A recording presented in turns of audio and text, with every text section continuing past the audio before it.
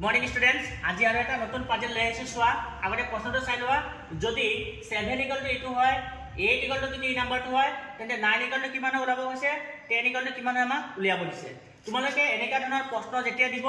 যোন দুটা কন্ডিশন দিয়া থাকে এই দুটা তোমালোকে ভালকে চাবা এই দুটাৰ মাজত কিবা এটা প্যাটাৰ্ন চলি আছে সেই প্যাটাৰ্নটো বিচাৰি পালে তোমালোকে এনেকা ধৰণৰ প্ৰশ্নটি সলভ কৰিব পাৰিবা সোৱা ইয়াত যদি তোমালোকে ভালকে সোৱা তেন্তে সোৱা ইয়াত আমাৰ ই আছে দুটা এটা ই আৰু এটা ই ইয়াত আমাৰ দুটা তিনি দিয়া আছে সোৱাচোন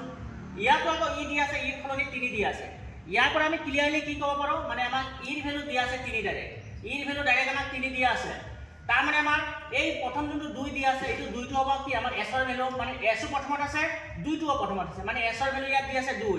ইৰ ভ্যালু 3 v ৰ ভ্যালু v 3 নম্বৰত আছে v2 তেন্তে ইয়াত 3 নম্বৰত কোন আছে 1 তাৰ মানে আমাৰ v ৰ ভ্যালু আছে 1 আৰু n আছে একদম শেষত তেন্তে n ৰ ইয়াত শেষত কোন আছে 6 তাৰ মানে n ৰ ভ্যালু দিয়া আছে আমাক 6 তেনেকুৱাকে i ৰ ভ্যালু দিয়া আছে আমাক 4 g ৰ ভ্যালু দিয়া আছে 5 h ৰ সিধা সিধি কোন আছে 7 হৈ গল h ৰ ভ্যালু আৰু t ৰ সিধা সিধি কোন আছে 9 তো t ৰ ভ্যালু হৈ গল আমাৰ 9 এই ভ্যালুখিনি খালি ইয়াত পুট কৰি দিয়া आंसर পাই যাবা সোৱা n n ৰ ঠাইত আমি কিমান লিখি দিম এয়া সোৱা n আছে ইয়াত n ৰ ঠাইত আমাক দিয়া আছে 6 তেন্তে ইয়াত n ৰ ভ্যালু হৈ গল 6 i কত আছে সোৱাচোন এই i আছে